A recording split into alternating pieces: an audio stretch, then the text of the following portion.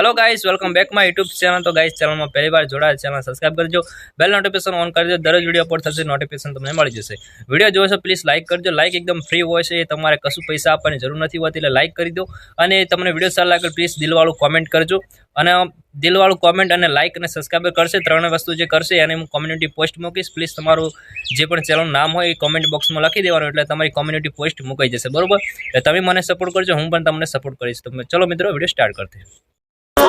ઠાકોર નું ચાલવાનું દાદાગીરી ઘેર મૂકી આવવાનું, બજારમાં ઠાકોર નું ચાલવાનું।